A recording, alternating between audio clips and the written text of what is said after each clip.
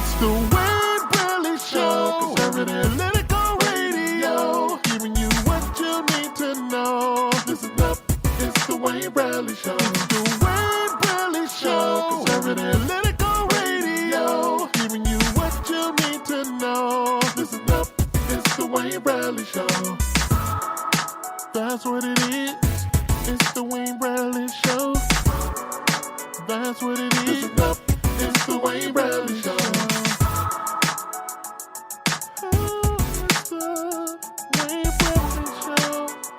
It's the Wayne Bradley Show. Yeah. Welcome back, welcome back, welcome back. Welcome back. Oh, yeah, man, how you doing? You good? I know you like that. I know you like that. How long you been back, man? I see the girls in the club, they getting wild for me. And all the pretty chicks all wanna smile at me. These rap cats, man, they all got this style from me. And if I ever see them, man, they probably bow to me. And when this beat drop, I know they gon' lean. World debut, I know they gon' fiend. Everything Mississippi to the Palm Springs. Girls from brunettes down to blonde queens. These young boys don't know what a dawn mean.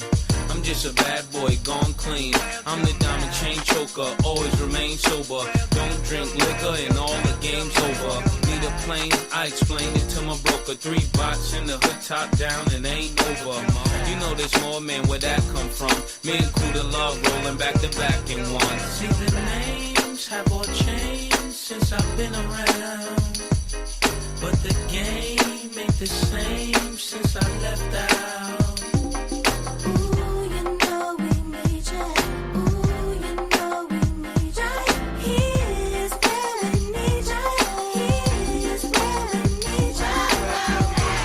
Welcome back to the Wayne Bradley Show at 9, 10 a.m. the Superstation.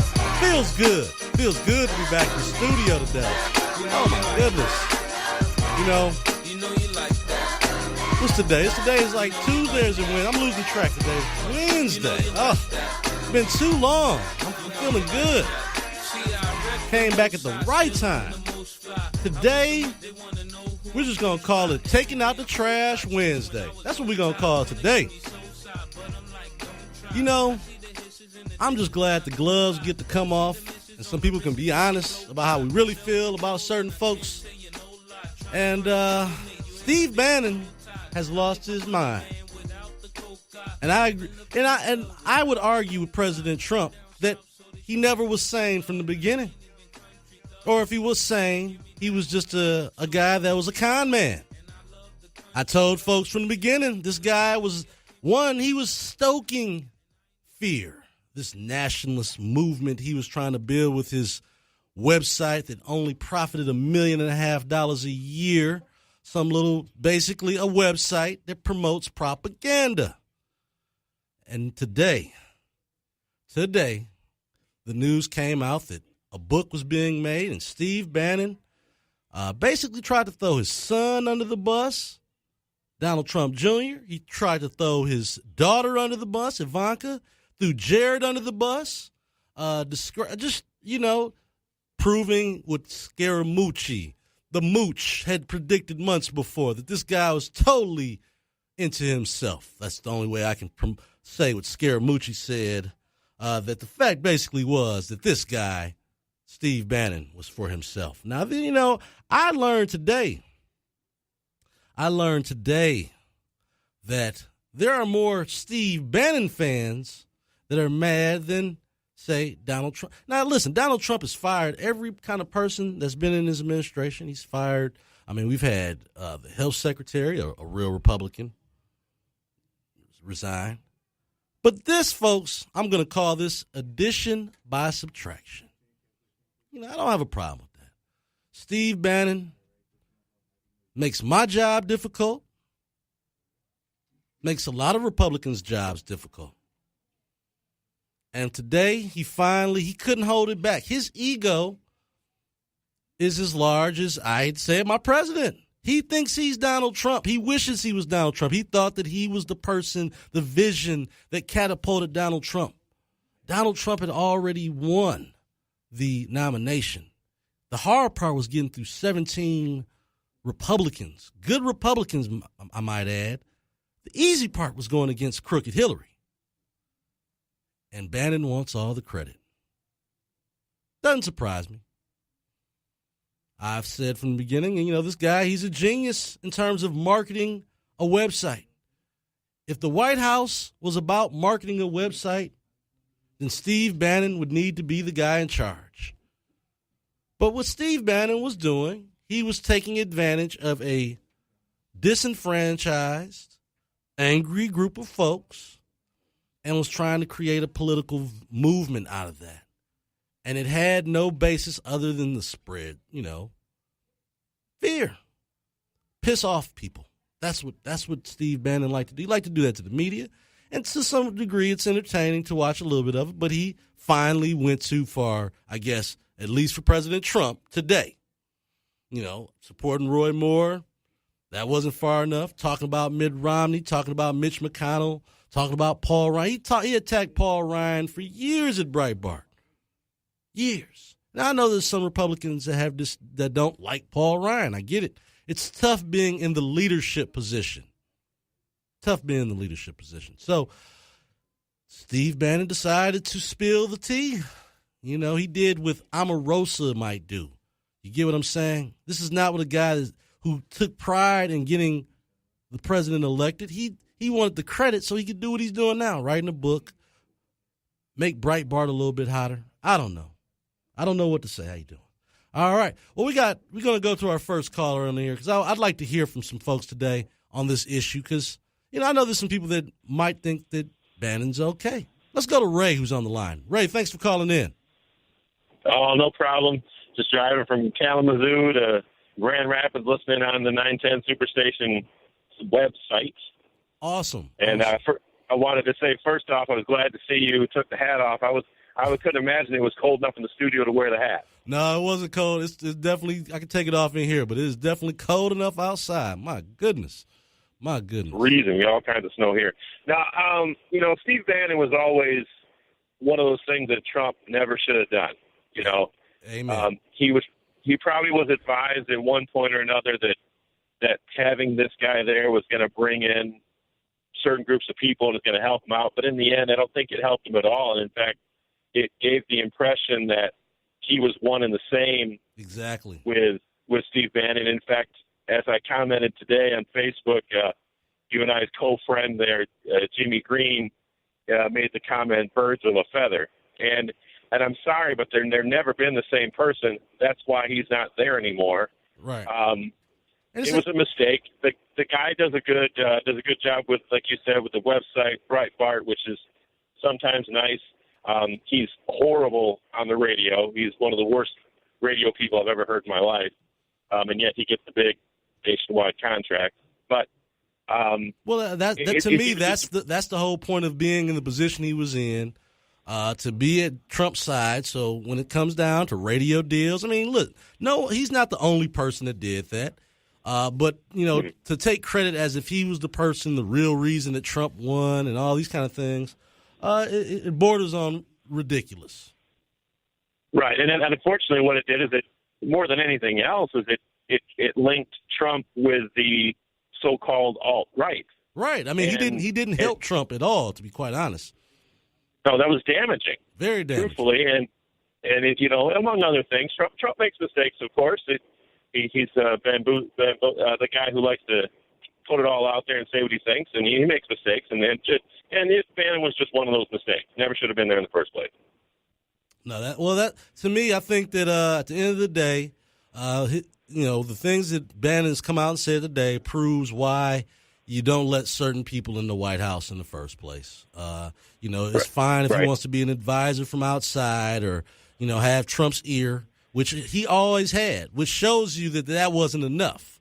He had Trump's up ear until this article came out, which showed you he didn't care about having Trump's ear. He wanted the power and he had his own agenda and he wanted to attack other Republicans. That's really, to me, that's the whole thing. Like I at the end of the day, if he was just running Breitbart and he was attacking Republicans as much as he's done, I still question why you would let him in the White House. And he never changed that. And that's fine for him being consistent, but that was consistently the wrong move, having that guy anywhere near Donald Trump. Right, and and President Obama had some real whack jobs in the White House as well, and it happens. But most of those whack jobs, most of the whack jobs, and typically you'll have them in every White House, but they're not the ones that are trying to be famous. They're not the ones doing all the radio interviews, selling all, trying to, they typically don't come from media in the first place. Yeah, you definitely have some policy hawks and some weirdos in that realm, but this guy was his own personality. He was his own brand, and I think that he tried to use President Trump in the White House to elevate the brand of Breitbart and Steve Bannon. All of a sudden now he thinks he's a strategist, and the only thing that he's managed to do is make history and help elect a Democrat in Alabama, and now he's wrote his book. Now, after he lost that election in Alabama, he realized that he wasn't going to have too many more friends in the White House, and I guess he thought, what the heck with it, I'll just go ahead and say everything I wanted to say, and that's what he did. Right, so if he gets the book, he gets mixed up on the office. Congratulations. Again, he's not the only person that's going to do that, and I understand that this is America. It's a capitalist society, and if there's a demand and someone is willing to pay you for your memoirs and your memories, hey, God bless you, but this guy should have never been close to the White House, Ray. Thank you for calling in and adding some clarity to that, because I know, like I said, there's a lot of people out here that and again, my board guy, he likes to hang up on people kind of quick. Sorry about that, Ray.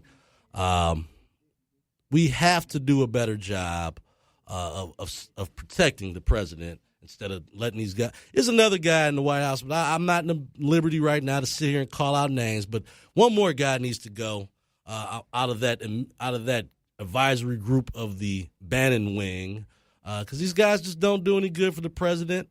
They have a narrow-minded view of what they want America to look like and be, and it's not, far less it's terrible for the Republican Party. It's just not good for America that these guys are key decision makers or anywhere near the president. At the end of the day, the president definitely makes up his own mind, but this guy had no business in the White House. Back to Breitbart you go. That's cool with me. Let's go to LaShawn, who's on the line. LaShawn, thank you for LaShonda. I'm sorry, LaShonda. Thank you for calling in. Oh, it's okay. Hey, I enjoyed the original Welcome Back, Carter. Oh, no. That was the remix you played. That was a little bit of that mix. Yeah. I was hoping to make some distinction or clarification, and maybe you could throw in some ingredients as far as it relates to Bannon. Go ahead. When you throw in a little bit of Alex Jones and Roger Stone. Mm-hmm. Now, when you mix the three together, what type of, I want your feedback on if you mix the three of those individuals together. Yeah, where Bannon messed up here, where, if he had a little bit of discipline, discipline. Well, he is what he is. You got the Three Stooges, and, I'm not saying that about Alex Jones or Roger Stone, but I'm saying back when they were doing their commentary and their show, I was very impressed myself, and just wanted to get your feedback. Well, listen, I respect Alex Jones for what he does, and Roger Stone as well. I think they all bring an element of alertness and paying attention to government and a general mistrust of government. But Steve Bannon and what he had come to represent is something different. Like, I didn't associate Roger Stone, with the nationalist movement. I put him more in the neocon, ready to do battle for America movement. And I just didn't, so there are different connections to these guys. And so, Alex Jones with InfoWars, he's definitely more of a conspiracy theory guy. Paranoid is what I would call him. But at the same time, he brings some different value and different, a lot of people love Alex Jones. So I think that all those guys who we just named have a lane that belongs outside of the White House. This is what I guess I agree. I don't have a problem with it. I believe in the freedom of the press. I believe in the idea that. Did you just hang up on her? Okay, man. I'm sorry about that, LaShonda. I don't know what happened there. LaShonda must have hung up there. But, just to finish up on that, those three gentlemen, all three of them have their own entertainment value and style to politics and to what they're doing, but they don't belong in the White House because they don't represent a large swath of people. Okay? President Obama didn't bring in black nationalists to run the diversity agenda. He didn't. I mean, that's just, to me, is no different. You have to bring in people that can look at the bigger picture and not be so focused on cornering the market in fear and propaganda. And that's what Steve Bannon had mastered. To his credit with Breitbart, there's a bunch of, if you go on there now, you'll find all kind of interesting articles and interesting things that are happening in D.C. And, quite honestly, they attack Republicans more than they do Democrats. It's got to be something really egregious for them to go after Democrats. They attack what they consider moderate Republicans. They go after, common sense guys. They don't like that. And Bannon, to a certain degree, I understand economic nationalism. I do. But the fact is, the way you're selling it, you're trying to appeal to a group of folks that aren't for the greater good of America. They're worried about their race and their culture, which, listen, every ethnicity to a certain degree should have pride in their culture and where they're from and whatnot, but not at the expense of others. I had a guy tell me today that he recognized that I wasn't a advocate for white civil rights. And I said, well, what is that? What is white civil rights? And I think he was kind of joking with me a little bit. But, there are some people out here that are walking around, feeling like Donald Trump is saving them in the country from, I don't know what, the building the wall. Listen, I said build the wall because, you know what? If it's a symbolic thing that makes some of these guys feel better, fine. But it won't stop the immigration problem. And, long as Mexico is paying for it, again, I didn't have a problem with it. But if you're going to have Americans paying for it, then we better provide all Americans better be building that thing. And we still have to challenge to do a better job with the actual immigration problem. I think Donald Trump is going to get the wall built with the DACA deal. There will be no DACA. There will be no amnesty for 900,000 people without that wall getting built. That's Donald Trump. That's part of what Steve Bannon, his vision as well. So it's not that Steve Bannon and some of his ideas aren't useful. It's the fact that his ego and his visions of grandeur makes it believe that he somehow was the president. They joked with him once or twice about that, and he went to his head. So we're taking out the trash. I wish we had a dump truck. I wish we had a sound of a trash can emptying right now because that's what we're doing today. Let's go to Big Al, who's on the line. Big Al, thanks for calling in. What's going on, man? Hey, what's happening? What's funny, man? Hmm? You know that guy played a big part in that guy getting his seat. You know that, don't you? We played. Who played a big part in who? Steve Bannon played a part of Donald Trump getting into the White House, man. He played a part. We're not denying he didn't play a part. It wasn't a major part, though. Listen, I'm neither no Democrat nor Republican, so anybody come on here and think I'm a knob. Hey, I'll be honest with you, man. I'm like Malcolm X at the end of the day. Or I should say Malik El-Shabazz. Okay. I'm more like what he is. All right. I'm not going to even you. I'm going to say Malik El-Shabazz. That's who I am. With that being said this whole ideology that this guy ran around, a lot of these people, you just said one guy said white men civil rights, man. Mm-hmm. I'm a historian. I tell you, I went to school. I enjoyed myself. I got most of my degrees based on being a historian. Okay. With that being said man, when yeah, she gave it to you right over there. With that being said, man, I just don't understand how I'm be honest with you, I don't understand how black people can't tie all this stuff in with certain people trying with their ideology, especially this guy Bannon. Now, Donald Trump, me personally, I don't think he should be the president at all. I think the guy's illiterate. I really do. Some of the stuff he says is basically. Well, let's take a piece by piece here because I can't go back. All right, so let's start with Bannon.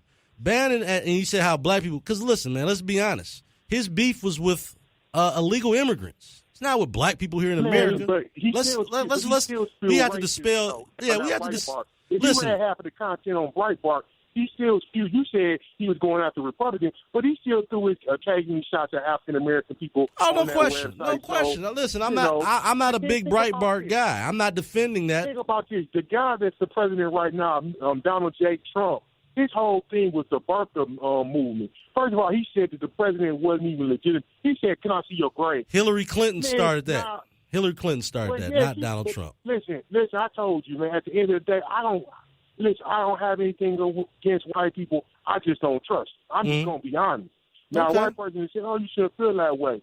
Man, when you look at the history of this country and how this country was founded, and man, even the history books that they give out to people to learn about the history is not even correct. So, with that being said, I can't trust them. You got to people keep may get upset. Yeah, I mean, listen, man, everyone's entitled to their opinions, and I think that at the end of the day, certain You know, people don't and trust. With that being said, these people, everybody say, "Well, I'm a left, I'm a right, I'm a libertarian." I told you that libertarians a bunch of bullcrap too, because man, most of they founding stuff was against Brown versus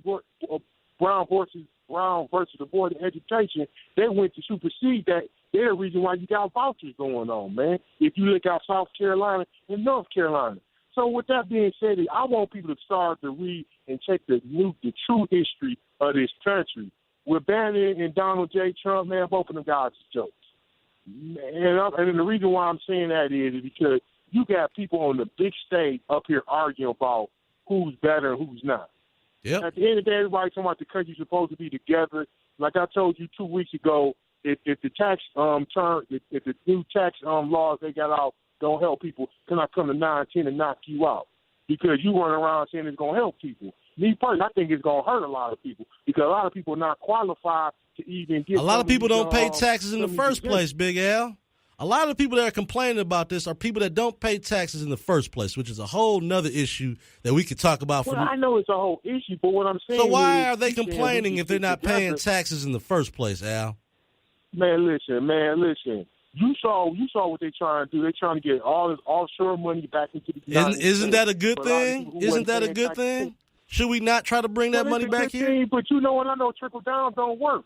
Man, you remember the '80s, man? Michigan got hit real hard with that. That's because we are tied in so heavily with one industry, and now we're starting to diversify more, and we're getting a lot more. I want to see us diversify, man, because brothers out here is losing their draws, man. Well, listen, this is why Dan Gilbert is recruiting technology companies to be Detroit to be the Silicon Valley of the Midwest. We are moving in that direction. It's going to work for the educational system that's been poor for the last 25 to 30 years. Well, just like anything else, when you bring a different industry here, unfortunately, public school in Michigan. Somebody gonna have to be no, listen. Let's no. What I was I'm gonna finish this up and say this. In particular in Southeast Michigan, we prepared our students to be able to go to the plant. Okay, that's why our education system is so behind. And guess the majority of the people who gonna get the brunt of that, man? It's people of color, African American people. Well, again, we have to change. We have to challenge the whole academic structure here in Michigan because again, we've done nothing but prepare people for the You plant. said you work in the mortgage.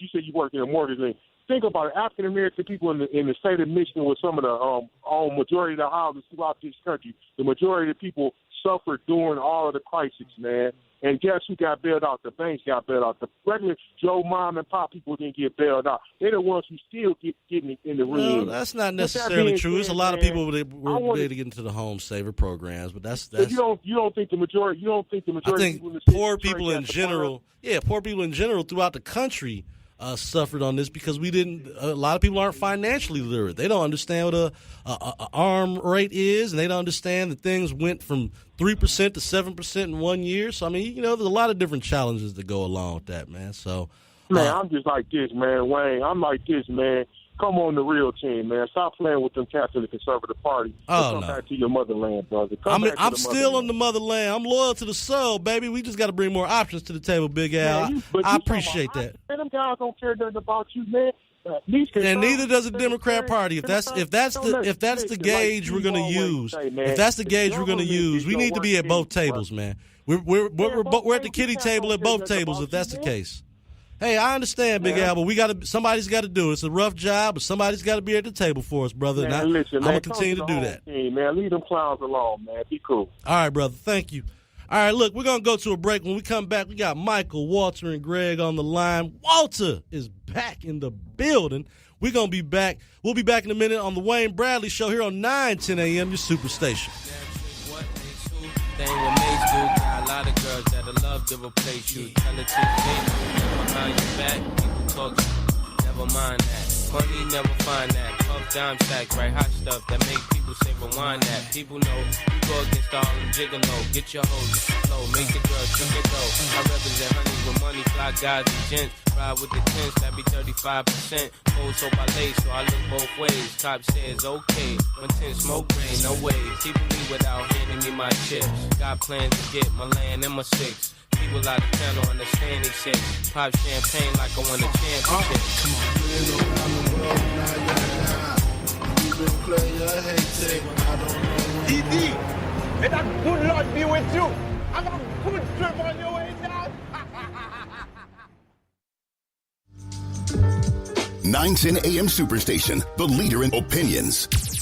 So do you think that you have to target a city, depress the people, make the city blighted? I think that's just hate. Really? I do. I think there's a level of hate in Michigan for Detroit and for Detroiters and for African Americans, and particularly in the areas that just touch Detroit. I mean, look at those flower pots in Grosse Pointe. There's lots of nice, I'm not going to say that there's not lots of nice Grosse Pointers, but really the flower pots to put up like a border between near where I live and Grosse Pointe, that is an expression of hatred. But you know what? I think that we're at a point now where people don't care. I think people just want it to get better. But even a lot of the people who are living in these areas, they think that the ends does justify the means. So yeah, it might not be fair that the lady next door may be forced out of her home, but if she can't afford to pay the property taxes, then maybe she needs to go. That's what a lot of people think. 910 AM Superstation. We are the future of radio. 910 AM Superstation is in a league of its own. We are the only talk radio station in the Metro Detroit area sensitive to the African American community. Make sure you join us on what station? 910 AM, the Superstation. 910 AM. 910 AM. On 910 AM Superstation. 910 AM Superstation, Metro Detroit's only African American based talk radio station. Every weeknight at 9 p.m. is something new and something fresh.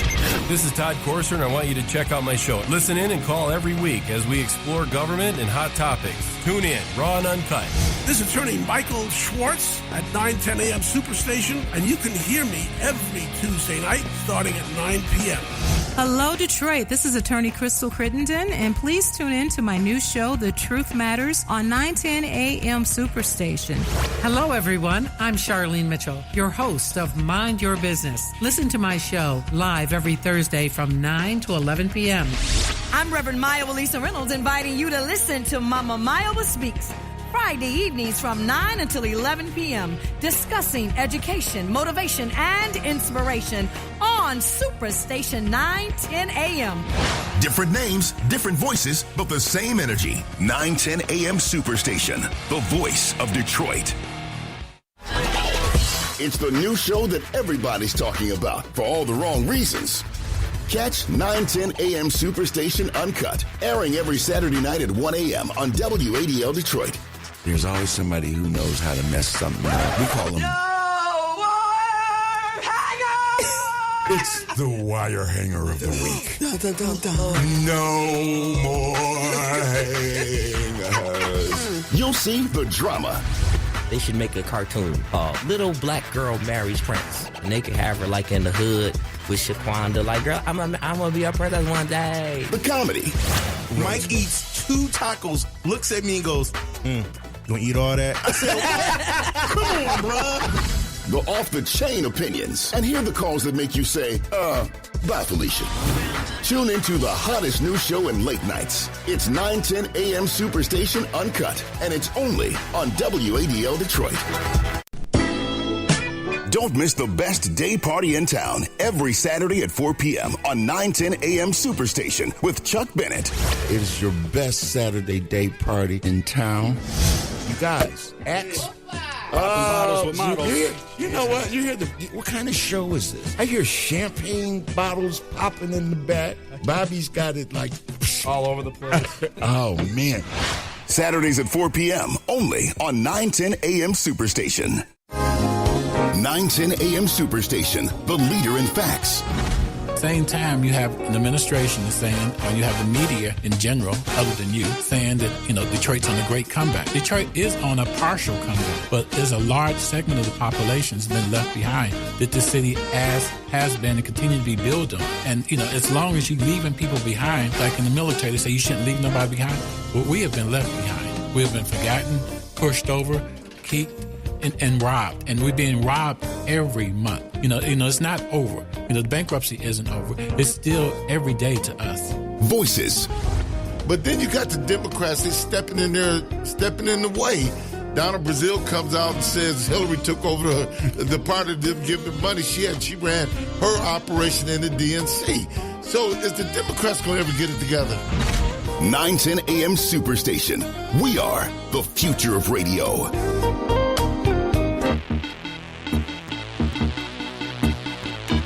Turn that louder. It's the rock in this. Oh, yeah. Bounce. Bounce. Bounce. Come on. Oh, come on. Bounce. Bounce. Now do my ladies run this mother. Yeah. Do my thugs run this mother. Yeah. Come on. Do my ladies run it. Welcome back to the Wayne Bradley Show here on 910 AM Superstation. Been an interesting first half hour here. We're talking about the I guess you can call it the cleaning out the trash today. That's what we had to do earlier. We're talking about Donald Trump and sending Steve Bannon on his way. There's this new book that's coming out. This is whatever every presidency, there's going to be tell-all books and people that work there and all that kind of stuff. So there's all kind of stuff coming out today. I don't care about any of that. I care about my taxes being lowered. I care about less regulation. I care about people having more access to bank loans. I care more about infrastructure getting done. I don't care about tell-all books. Messy old Steve Bannon acting like some scorned woman. That stuff doesn't move me either way it goes. All right, so we're going to go to our next call. Let's go to Michael. Michael's on the line. Wayne, welcome back. Thank you, Michael. I don't mean to be all over the place, but it just kills me how anti-intellectual trickle-down economics. When somebody says trickle-down economics, I know they know nothing about economics. There is no such theory in any economic book anywhere that said give more money to the rich and it would trickle down to everybody else. There is supply-side economics that says let everybody keep more of their own money and that will stimulate the economy. Or there is Keynesian economics that says give more money to the government. That's the only one you can give that's to. It. If you have taxes, that means the government came for the money you made. They don't give you anything. That's odd. I swear people have gotten so confused now that they think that that's the government's money. Exactly. Basically, that we're the property of the United States government, and whatever they leave us to spend after they tax us, we should be happy. So it already lets me know what type of thought process they're going through when they say we're giving money to the rich. You're not giving me nothing. You're not taking. So the data on Reaganomics is clear. More black people became in the middle class. More black people graduated from high school. More black people actually own homes. And guess what? They actually stayed in their homes versus the Clinton Obama Community Reinvestment Acts, where they put pressure on the banks to lend. Bad loans. They give out bad loans, 125% loan to value, leverage your whole life away. Yep. And Tom Sowell pointed out that black banks turned down black applicants at twice the rate of white banks. Well, you're not going to hear that because it's always at all time about what the other person is doing. Now, Steve Bannon, if I can get to him, Steve Bannon was the mole on Donald Trump's face. You understand? He's a man who never should have been there. He's the man who told Donald Trump that there were honorable people down in Charlottesville when there were none. And so Steve Bannon belongs to the wing of America that needs to stay in the French. Right. Now, you and I are dark web. Conservative. Yeah, he needs to be on the dark web, man. You know, like I said, it's a lane for that guy. It just ain't in the White House. That's it. It's not mainstream. You can't give him any credibility because you're right. He leaves credit. He gives a slight air of legitimacy to those who try to make you and I seem crazy for being a part of the GOP. Now he makes everyone look bad. That's the you know, he makes my job harder. How do I go to people and say, hey man, you need to be a part of this party? And Steve Bannon is over here saying, we need to not let anybody else into this party or this country for that matter. You know, it just doesn't sell. It just doesn't sell. Right. Now, here's the deal. You and I can say till we're blue in the face that we are not talking about people or personalities. That's the other thing. And it drives me crazy when someone embodies 90% of the leftist Democrat ideology but still have the stones that say they're not a part of either party, but you always defend one and you throw off another. Oh, you know, that is the new I'm ashamed of being a Democrat. And so I won't say it anymore. There's a lot of independent black voters now that vote and support the Democrat Party, but they just can't bring themselves to calling themselves Democrats anymore. It's like, you know, no one raises their hand when you say, are you a heroin addict in the room? So, you know, it's the same thing with now how people are looking at it. Like, I don't want to admit that I am a Democrat, but I still use them. I still use Democrat drugs, but I'm just not a Democrat anymore. You know, so that's how here's what you and I are trying to say. We know that there are foul people in the Republican Party. In both parties. What you and I say is, if you look at the party's platform, if we could get the Republican Party to live up to its platform, that's our aim. The Democratic Party is living up to its platform, which is destruction, which is perversity, killing babies, immorality. You just had that court case. They definitely stick to Oregon. they definitely stick to their platform. That's for sure. Anarchy, craziness. You know. Yeah, and if you go to urban areas is where their platform has been fully adopted. I mean, Trump just said the problem with Venezuela isn't that socialism wasn't implemented the wrong way, is that socialism was implemented safely. Yep. If you look at the city of Detroit, I didn't move into the city of Detroit, not because I couldn't live there, but it would have cost me $789 more per month to accumulate the same wealth in my house in taxes. Exactly. You're crazy if you think me as a middle-class person is going to pay a city $789 a month for the privilege of living there. Now, if you have politicals, you got your judges, you got people who are already in grief, they're going to pay that extra amount because they're already getting their money at the government teeth. Yep. But ordinary people like you and I, we can't afford that. So I'm glad Bannon is gone. I'm glad he's shown his true colors. I hope Trump will distance himself even the more from him. It's at least one more guy in the White House. Bannon needs to pull his boy out of there too, but I ain't gonna shout his name out on here. I'm just gonna wait for the ball to drop on him too. All these guys give Trump this bad advice and lead him in a bad direction. You got to purge him. You got to get him out of there. Got to purge him. Yes, sir. Thank you, Michael. Thank you. Happy New Year, man. Happy New Year to you too, man. Thanks for calling in. I appreciate it. Happy New Year to everybody. I didn't even get to say that. Happy New Year, everybody. Happy New Year, Juwan. Appreciate it, brother, for being here. It's a great evening here. Starting the new year off the right way, getting rid of crazy folks from around you. You know, it's a new year. When it's a new year, you got to get rid of the crazy. Don't take last year's crazy in there with you. Had to get rid of Bannon. It's a brand new year, brand new day. Get rid of the crazy from around you. Any negative positivity, any negative things that have been happening, that's the past. They gotta go. You leave all that in the past. That's why it's always called yesterday was yesterday. Today is a brand new day. Let's do it. Let's hear what Greg has to say about that. Greg, thank you for calling in today. Happy New Year's, Wayne. Happy New Year, sir. Thank you very much. Now, Wayne, I just want to make this statement. I'm calling in honestly to make a correction on a previous caller that chastised my party. Yeah, he said, I knew that you was going to call in about that. I knew you weren't going to let that slide, my libertarian friend.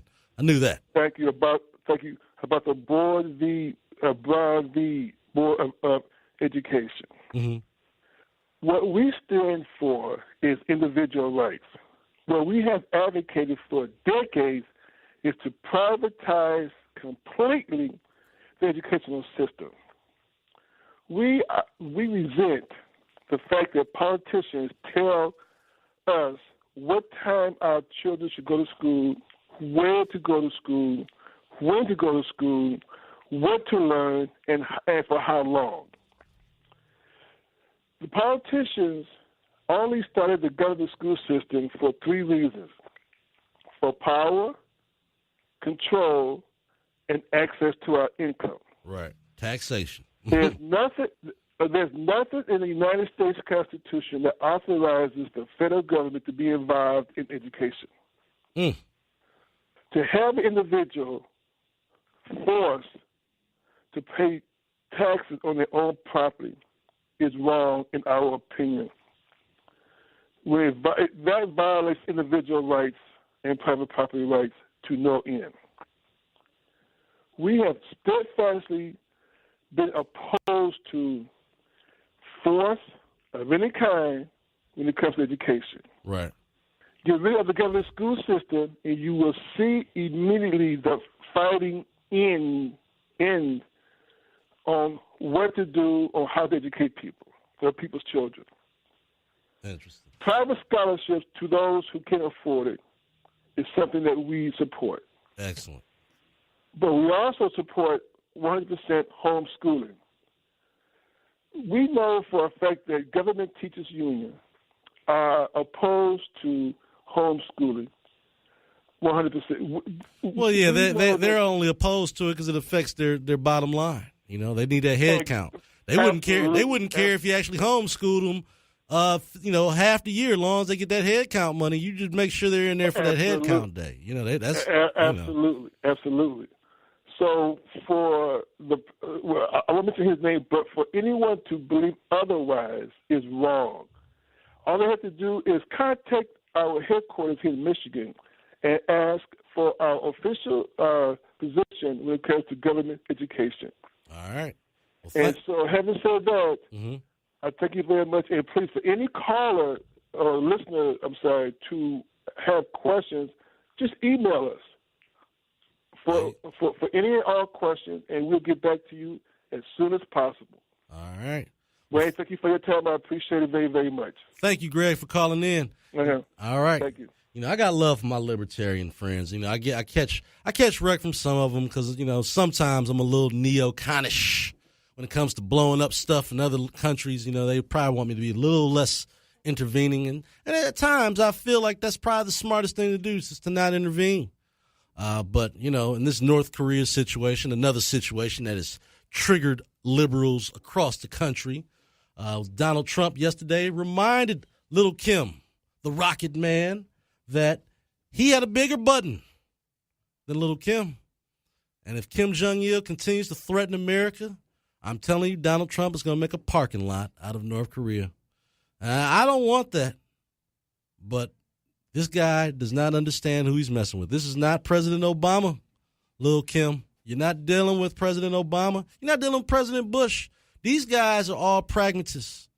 They were all guys that didn't want to, you know, we don't need war. They didn't operate from a position of getting emotional or using Twitter. My president is different. You know, he's not going to be as pragmatic. Now, he might have his generals and other people that will, but you are going to mess around with Donald Trump, and he's going to end up having to do some serious damage to little Kim Jong-il. All right, so we're going to go to my man Walter. Walter, welcome back to the show. You stop hating on my man Walter. You know, I just want Walter. You know, Walter hasn't been on in a while, and you know, I just want Walter to get to the. I want Walter to first clear up something that I guess was said earlier on, because you're always welcome on my show. We don't like banning folks or taking you out the air, Walter. But let us know, you know, just clear up the air for that before we get into this politics today. Okay, here we go. I'm gonna clarify something. Okay.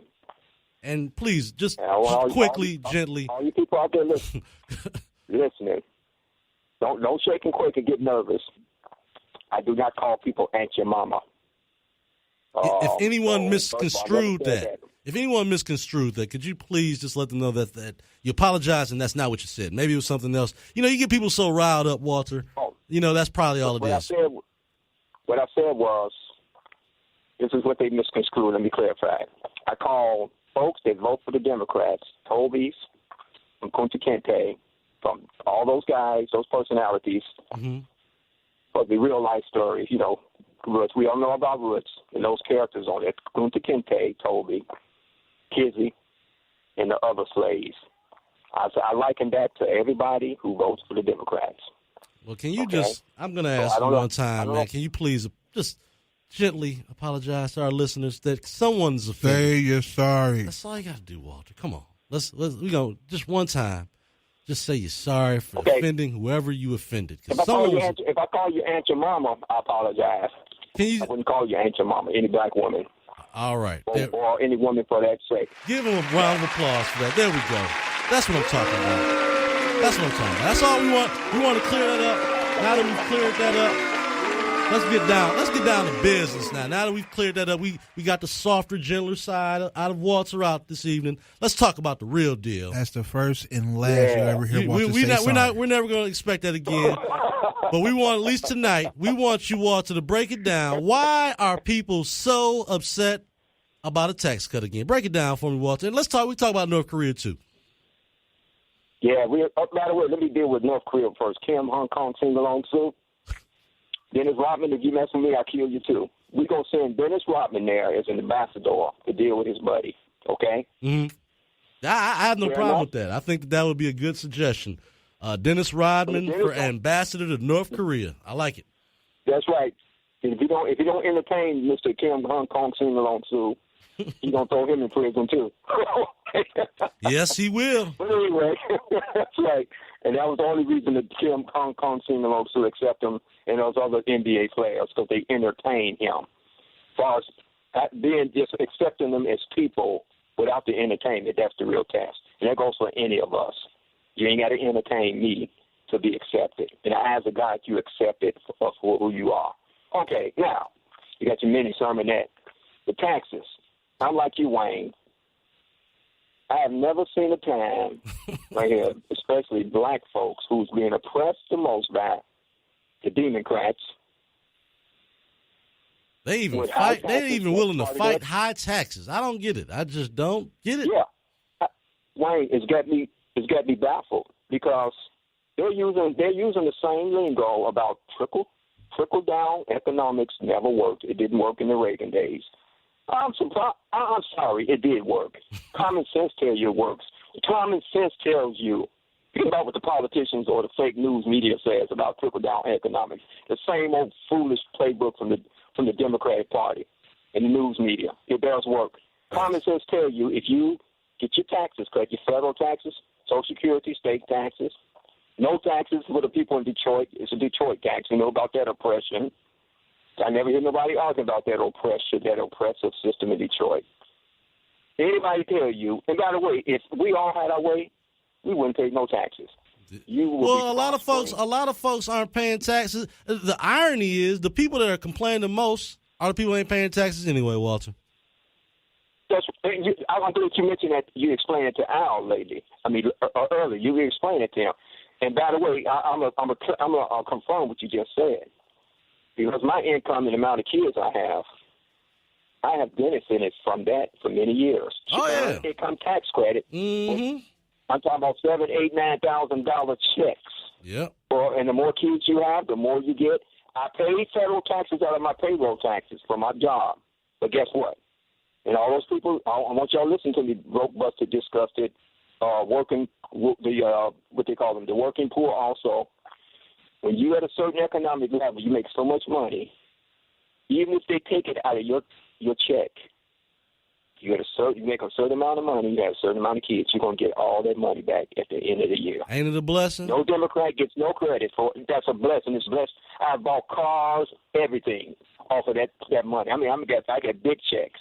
The more kids you got. Yeah. Well, and these people are arguing against that right now, and they have increased the child tax credit. Again, the same people that are arguing are going to get a bigger credit. I just don't get it. This is what we should do, and unfortunately, it can't be done this way.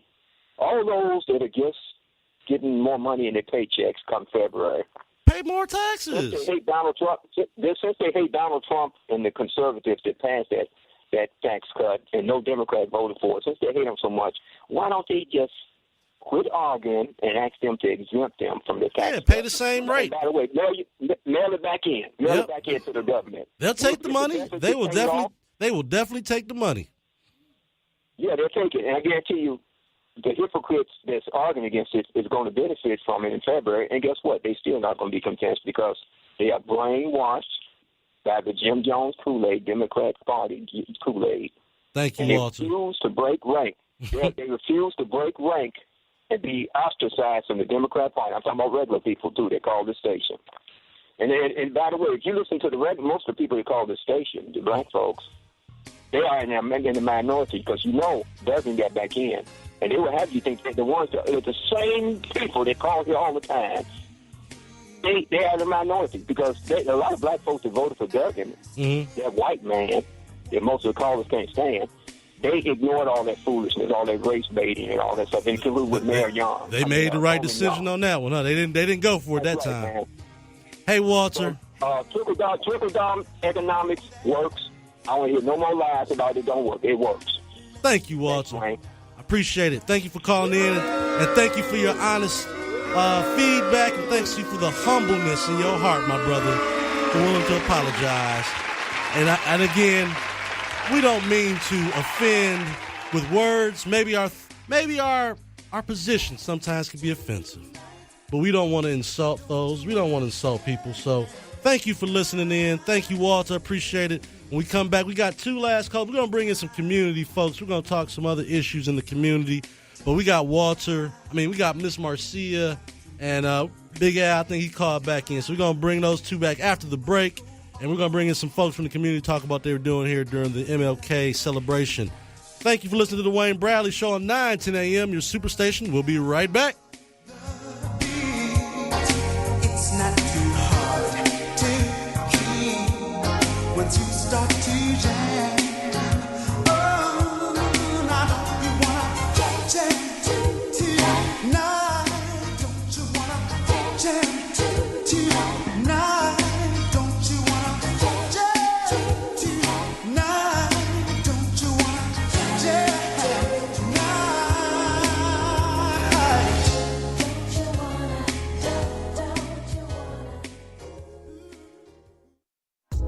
When you're looking to hear the truth, we talk about it. Why is it difficult to understand the rage of young black men who have been completely disenfranchised and then profiled?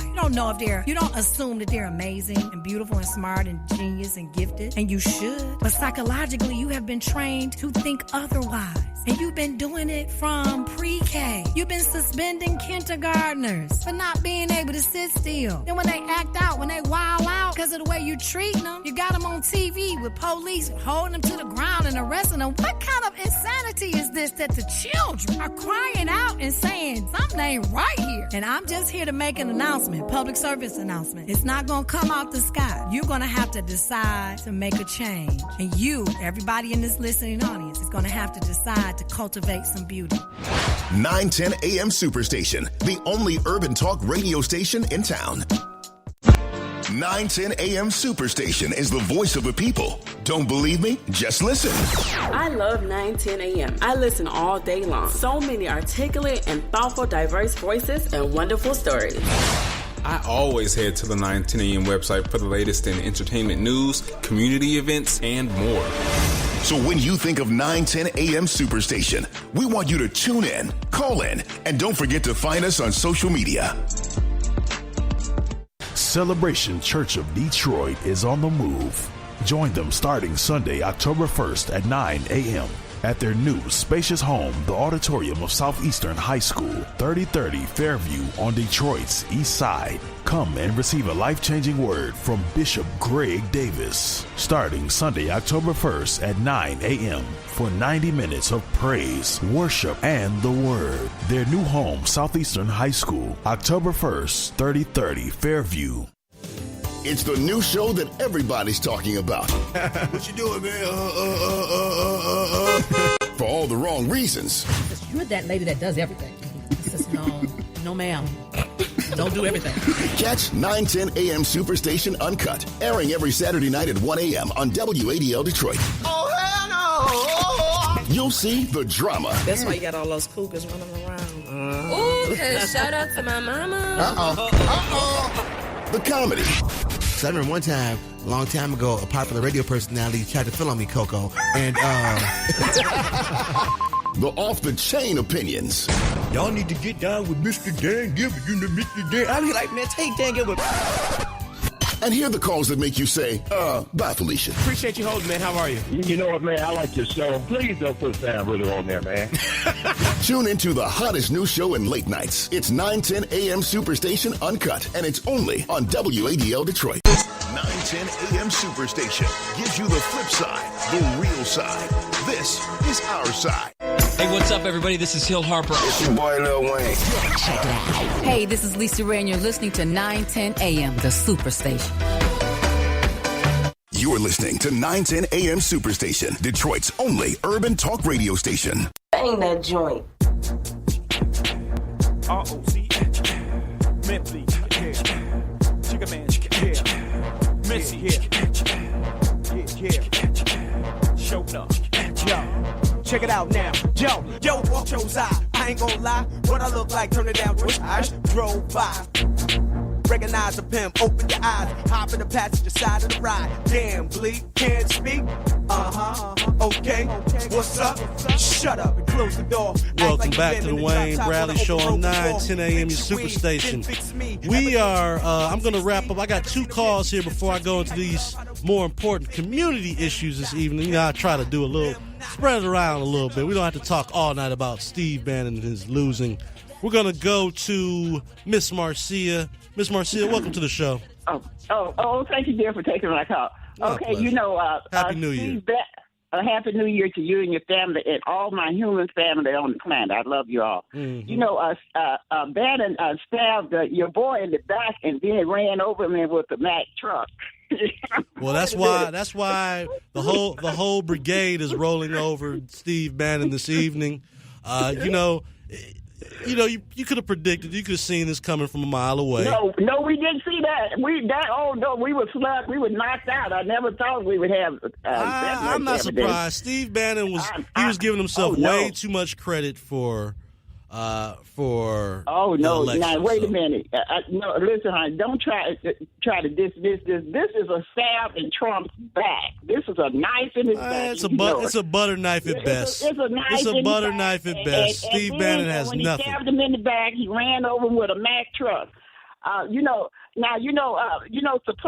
how to go into the supply side economics, trickle down economics, and Keynesian economics. But you can look at Richard Wolff on YouTube, and he will explain to you exactly what all of that means. I know that Reagan, during the Reagan administration, 135 people in his administration went to prison. I do know that much. Interesting. And let me tell you this. Now, in France and in Finland, Marcia, they do. I got to they cut don't to the have chase private here. schools. I got to cut to the chase here. Why are people so? Because you know what? They really believe that all children should have the same education. You should check Finland and France out. They don't have a private school education. They say all children should be educated equally. But when we compare ourselves to France and places like that, the population is a lot smaller than 250 million people. Don't You can't marry. do it. You can do. You might be able to do it for 10. It's about educating children. It's about educating, giving all children equal opportunity. It's not being, but it's being disingenuous to compare the scope of what goes on in France than it does in America. Just like Canada, it's not as really. Having a two-tier education system is not democratic. Okay, that is not democracy. Mm-hmm. And so I totally agree with that. And then I'm very disturbed by the fact that Susan Rice, the Obama Secretary of the UN, she is now worth $50 million. Isn't that something? That's how it usually works when you leave. She never made over $179,000 a year, but now she's worth $50 million. Check that paperwork for that uranium deal. Money is black people, huh? Let's check the paperwork for that uranium deal. How did that happen? Well, I'm telling you, there's some people in these administrations who are getting filthy rich all from taxpayers. And we going to unseat all of them Democrats. You all wait. We going to flip you all out, too. No, ain't nothing happening to us. We good. We good around here, Miss Marcia. We getting all progressives, and we don't take the Republicans and the Democrats. I got a place for all you guys can go. I got a place for all you guys. Miss Marcia, Venezuela is waiting on you. Venezuela is waiting on you. Venezuela is waiting for you. If you want to go and have a socialist country, Venezuela is waiting on you. You just stay the heck out of Venezuela. And you know what? And let me tell you this. You got a Chinese store, a dollar store, every corner in America. You remember the Chinese are communists. There you go. You sound like Steve Bannon. In China and Japan are holding our debt, our war debt. That's so don't right. come talking about socialism when a communist country that those uniforms those communists have on there, our country is paying for those uniforms. Fair enough, so Miss Marcia. I gotta wrap this up. My love. I gotta wrap this up, my socialist sister. Thank you so much for calling in today's show. I appreciate that. Last call before we get into some, like I said, some real community vibes here this afternoon. Big Al. I had to call back when I heard Michael, man. He need to do a little bit more research. He got a book called Democracy and Change. You guys are hilarious, man. You guys call each other, go back and forth. I read a lot, man, but the guy tried to tell me that I wasn't smart, so he didn't say you weren't smart, man. He just disagreed with the way you sold the libertarians. I'll put my paperwork against his paperwork, and we'll see how far we go. I hear you guys talk that stuff. Fair enough, I heard the other guys talk. I heard the guy who said he's a libertarian. Well, regardless of what you think, if it wasn't for the 13th, 14th, or 15th Amendment, you know what they thought we weren't. Remember, majority of libertarians or the radical right are people who believe in ownership. And black people didn't even have a right if it wasn't for the 13th, 14th, or the 15th. Yeah, I am definitely on the I'm on the lookout for any anarchists. Well, it depends on what kind of libertarian we're talking about here. Listen, when I listen to that crap, man, I told you. Some libertarians don't go all the way back to the Civil War where they actually were mad at Lincoln for freeing the slaves. So we don't. Think about what North Carolina did when they tried to force them to integrate the school. That's when all these voucher things came out. I hear a man talking about Thomas Sowell. I read that stuff from Thomas Sowell about the black red. I think you don't think Thomas Sowell is a genius? I listen to it. I read this stuff. See, the thing is when people like Michael call in and the other guy who are libertarian, they think I don't read those books. I do read those books. Man, I know you read it all, Big Al. I'm not dummy, man. But when you start to come at my education and my intellect, I gotta come right back at you.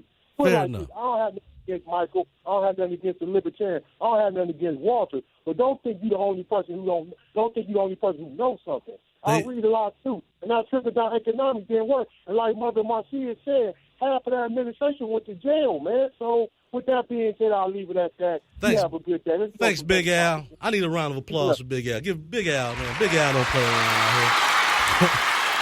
Big Al had to set the story straight. You're not going to come on here and question Big Al. I know Big Al does a lot of reading. All right, so listen. I got to start off. We got so much going on here today. We were really... All right, so I'm going to kind of jump into this. Some days I like to talk more about community projects and things, actually some good. Instead of arguing about Democrat, Republican, sometimes we got to talk solutions. And sometimes it's as simple as helping one's fellow man out is part of the solution and part of what we have to do a better job at. And so today I wanted to talk about two things. I want to talk about an organization that's doing some important work, and it's coming up at literally the Martin Luther King celebration is coming up. And also, I guess we're going to talk about some development and with some of the things that's going on in the community. So what I'd like to do, I'd like to introduce my good friend over there who's a businessman in the community, Jason Dixon. Now, I worked on this in my mind. Michelle Abdelaziz. Oh, let's do it again. Say delicious and say Michelle Abdelaziz. Abdelaziz. All right, there we go. And I also have on the other side of me here, Reverend Kirk Edwards. Thank you for joining me today.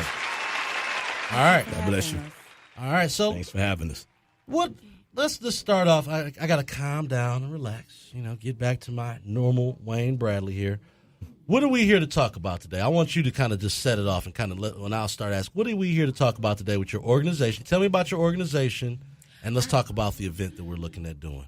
Our organization is Talbia Inc. We're a cultural planning and social learning organization. Mm-hmm. Our mission is to increase civic engagement and promote the participatory process and develop workforce development and entrepreneurship. Okay, all right.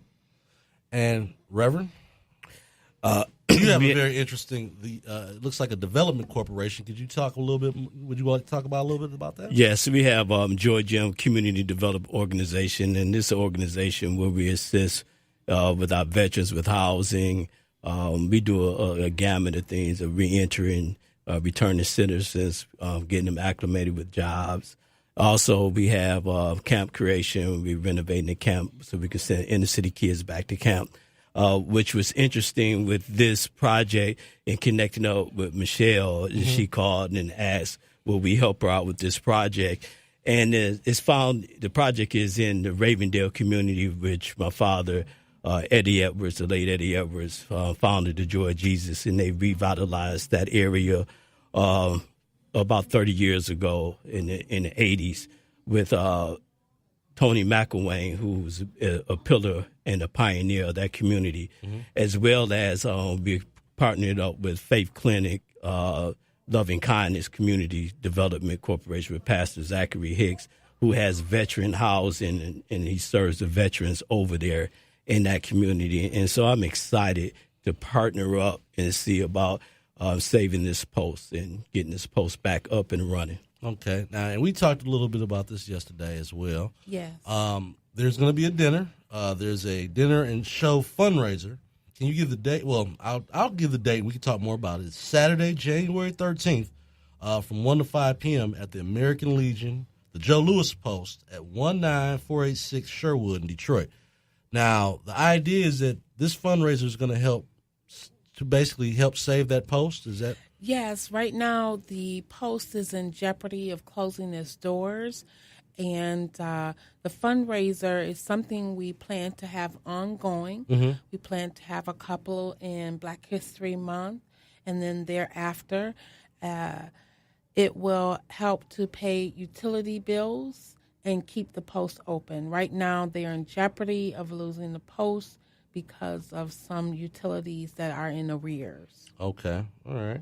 And what will people in the community, they want to, I'm sure, some of the goals. What are some of the goals as you keep this Legion post open?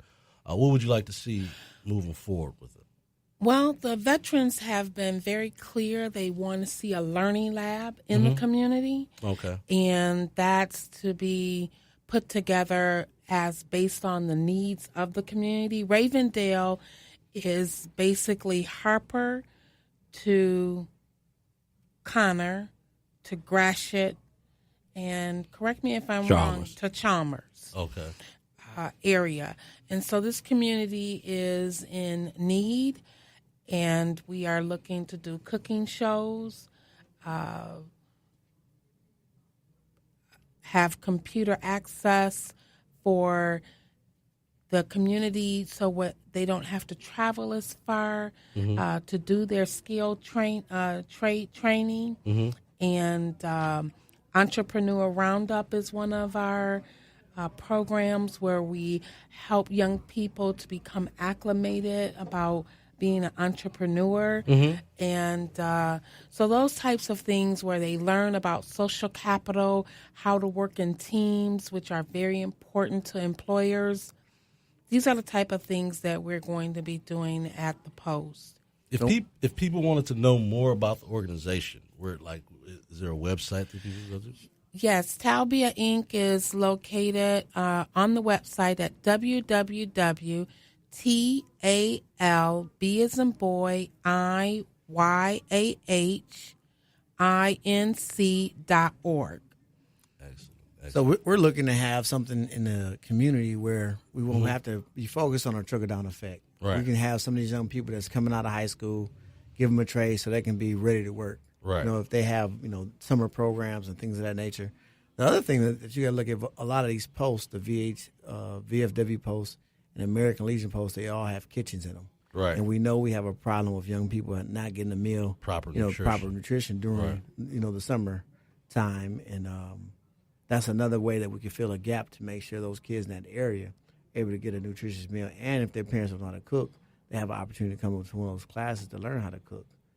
Wow. And at the same time, they'll be able to learn some plumbing, some electrical, and we have the relationship with Joy Jim, and he'll talk about his camp that he has to be able to take those kids from out the community and take them to, go through the veterans hall to learn some skills, and then be able to utilize those skills with the people from the community, African Americans, that have construction business and things of that nature. Right. So we don't have to wait on trickle-down effect. It's really time for us to stop talking about that and take responsibility for our community. No question about it. Yes, and I'm excited about being part of it because we service our veterans.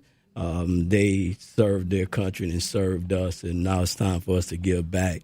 So when they get out, they should have a place where they can go and expand their horizons. And so with renovating this post and helping this post is great, along with renovating the whole community, as Jason's talked about, having a learning lab and a center for the youth to go in that community as well.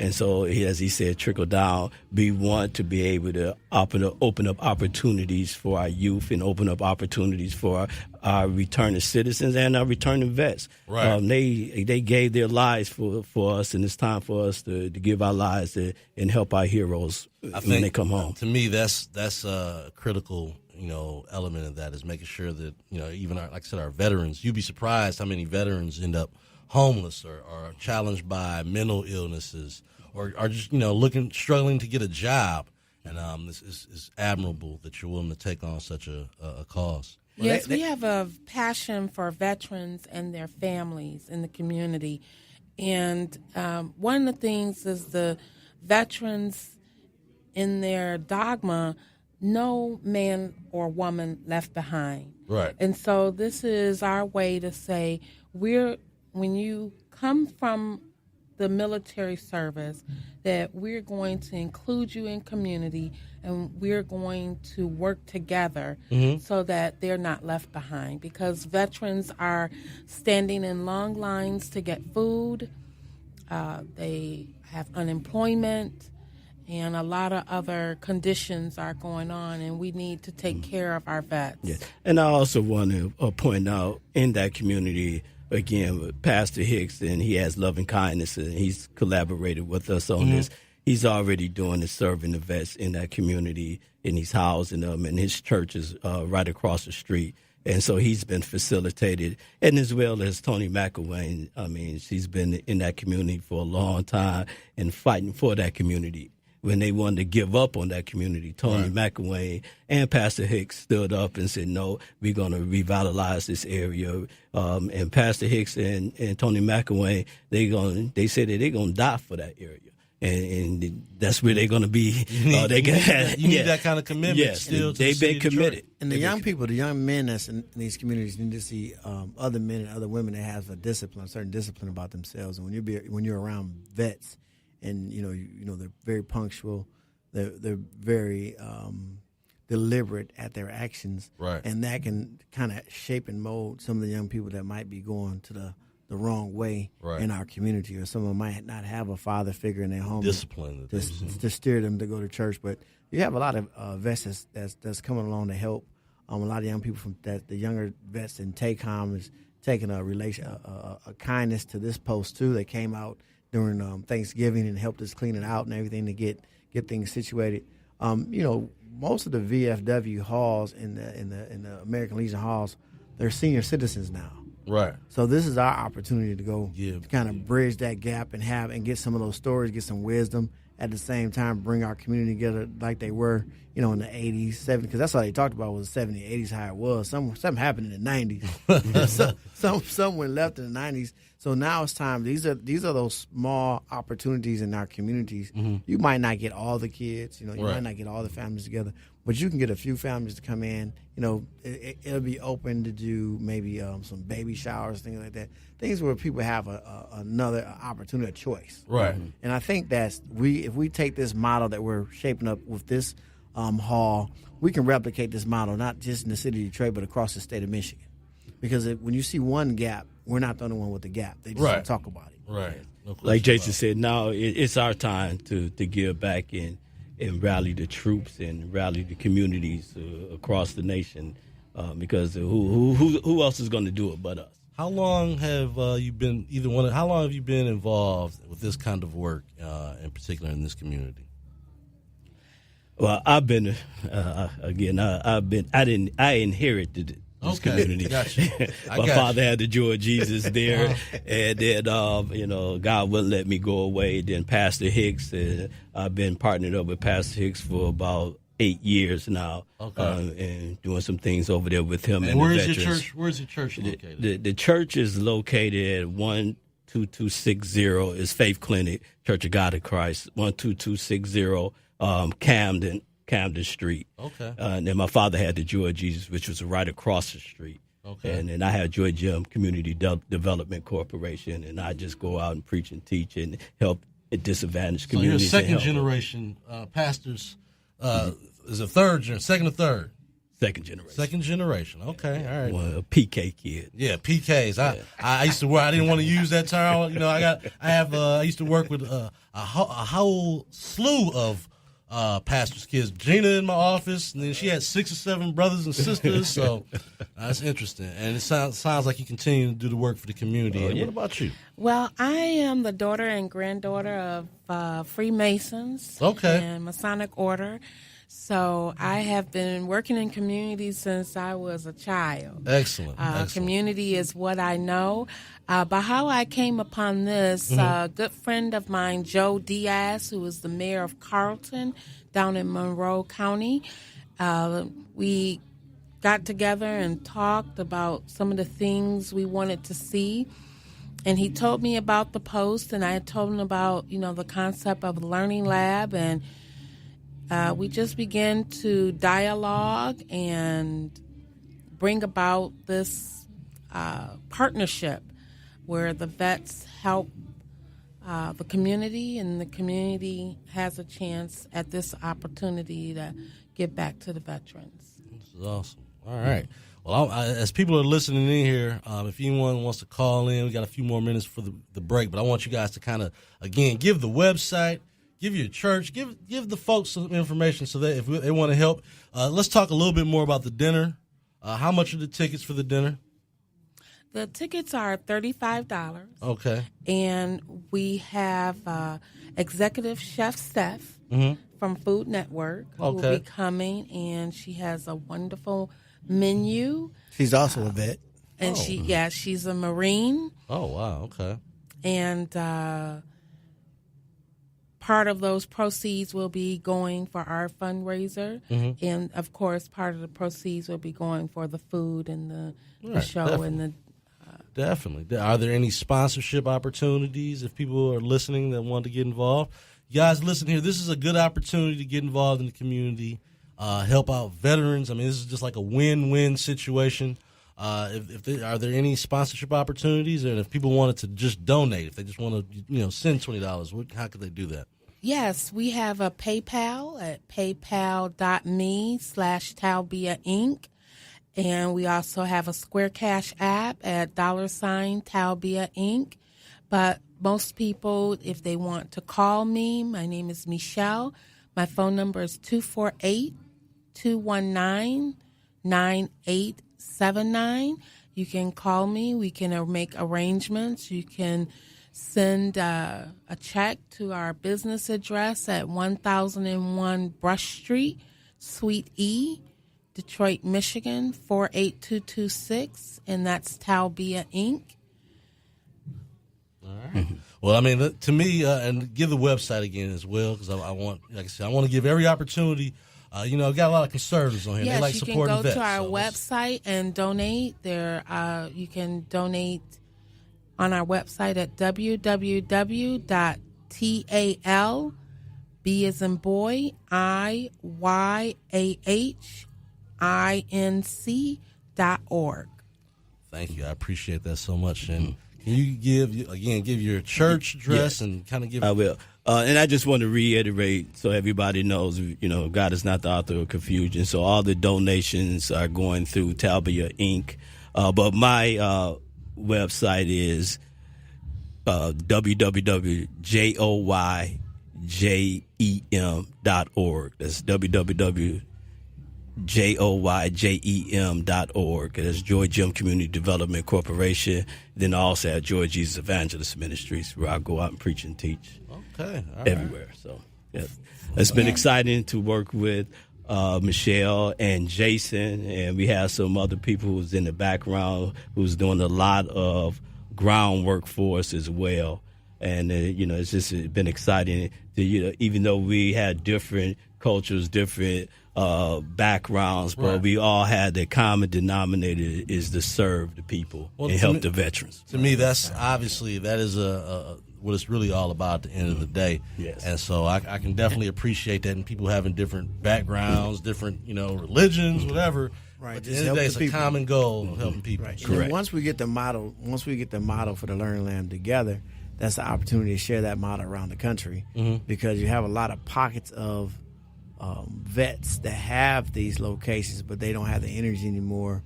They don't have the relationships, the resources, really, because they're older now. Right, like you said, these guys are. Yeah. Right. So if you're a veteran, you're in your 20s, 30s. It's a good opportunity to come on out, so you can start seeing where you can fill some of those gaps. Because these are some great locations. They have a bar inside. They got a liquor license. Hello, you can go. I mean, it's a good opportunity. And since we have that gap, we're not communicating effectively about the assets in our community. Right. And we really have some great assets. But what's happening is we're not having the conversations about legacy. Right. No question and about it. This is a great opportunity because you have at least. I mean, if you go, 5 miles down. You have a VFW hall or American Legion hall, right? And a lot of us, like I'm not a veteran, but I'm a son of a vet, right? So I still get some privileges, right? At the end of the day, no doubt. So, and a lot of people don't talk. They don't run around and say I'm a son of a vet because they don't know the privileges you get by being a son of a vet. So I think that's a thing that we need to start communicating. So we can those are little nuances, I guess you could say, that can bring our community together and have a sense of collaborative. It might even inspire some of these young men and women that might not even have direction right now. Maybe it inspires them to serve in this country. You never know. Meeting some of these vets and becoming, having them as mentors and things of that nature. Like you said, when you talk about teaching, as if you're hiring someone. Veterans can be some of your best employees. Absolutely. They're going to show up on time. They understand teamwork. They take quality. They take pride in their work. They take orders. They don't have a so a lot of times nowadays you can't tell someone to do their own job without someone getting an attitude. A soldier has that discipline and is willing to do that. So and this gives a single parent maybe an opportunity to let their children be someplace in the summertime where they can get that discipline that they need. Yeah, no and question without about it. In the relationships, some of the relationships we have with the judges and things, that can be a way to steer young people to an operation like this instead of them going to a juvenile detention hall and things like that, so they can have a second chance. We need to have those things because people who look like us really understand the gaps in our community better than somebody who's not from our community. No question. So once we start having those communications, we can start reducing the recidivism and things of that nature in our community. Yeah, and I think that's very important. About two weeks ago, I went with a young man who has Operation Come Home, and we went to minister to a 82-year-old veteran, and he had a wealth of history, a wealth of knowledge, and just connecting the youth up with him would be a groundbreaking. It goes a long way with the youth, and then it also helps that veteran continue to keeps himself alive and know he's giving back as well. So we have to bridge that gap with the youth and the young people coming up, and with our service veterans who've served the country for so long, and they have a lot of wealth and a lot of knowledge that they can pass on to our younger generation as well. All right. And I just wanted to say that as Jason and Pastor Kirk was speaking about bridging and legacy, the Post has always been a third place in the community. Okay. And third places are important. They're important. They build camaraderie, a sense of self, a sense of community. And we need to keep those alive. And so I just wanted to say that in this new direction, we'll have the Learning Lab, but the Post, the veterans still will have their third place also. Their place where they can meet and have their camaraderie. Okay. And they actually just be better. That's all. Yes. That's it. Yes, and they need to have that. And so we need not to let this pass. Okay. All right. Well, listen, I want to say thank you first for coming to the show today. We got probably next week, if you guys, if you want to come back on one more time, next week, just to remind folks, this is next Saturday. Next Saturday, right? Next Saturday. Okay. Yes. Well, I appreciate you coming on today, and I'm sure there are some folks, Walt, if you're listening, we like to support our vets here. So if you can, support this organization, because it's important that we take care of the folks that have taken care of us. So thank you again, Reverend. May Michelle? I say a quote from Dr. Martin Luther King? You sure can. Dr. Martin Luther King said, the first question which the priest and the Levite asked was, if I stop to help this man, what will happen to me? But the Good Samaritan reversed the question. If I do not stop to help this man, what will happen to him? Yeah. And that's by Dr. Martin Luther King Jr. Indeed. So let's have a call to action. Thank community. You. Thank you, Jason Dixon, as well, my friend, for joining the show today. We're about to take a break, and we're going to finish up the last half hour of the Wayne Bradley Show here on 910 AM Superstation. Thank you again, and we'll be right back.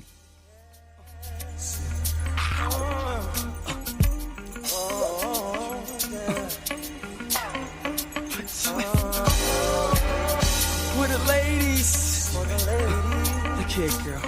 I want to be your mother, your father, your brother, your sister, your everything. You know? Straight to the top, baby. I think I might wife her. You know, powder blue, rocker with suit, white Nike. My like her. She been with me through the grind, girl. You put in that time like bitten lifers. You got it tight, used to hook you and chill. 910 AM Superstation, the leader in facts. Same time, you have an administration saying, and you have the media in general, other than you, saying that, Detroit's on a great comeback. Detroit is on a partial comeback, but there's a large segment of the population that's been left behind that this city has been and continue to be built on. And, as long as you're leaving people behind, like in the military, they say you shouldn't leave nobody behind. But we have been left behind. We have been forgotten, pushed over, kicked, and robbed. And we're being robbed every month. It's not over. The bankruptcy isn't over. It's still every day to us. Voices. But then you got the Democrats that's stepping in the way. Donna Brazile comes out and says Hillary took over the part of them give the money she had. She ran her operation in the DNC. So is the Democrats going to ever get it together? 910 AM Superstation. We are the future of radio.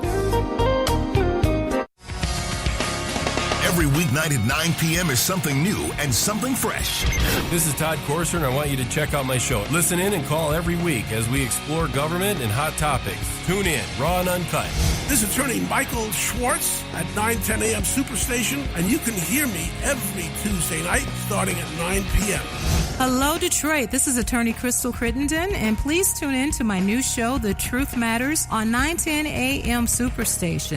Hello, everyone. I'm Charlene Mitchell, your host of Mind Your Business. Listen to my show live every Thursday from 9 to 11 p.m.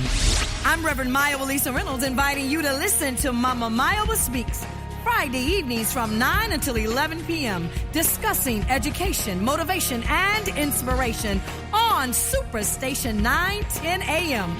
Different names, different voices, but the same energy. 910 a.m. Superstation, the voice of Detroit.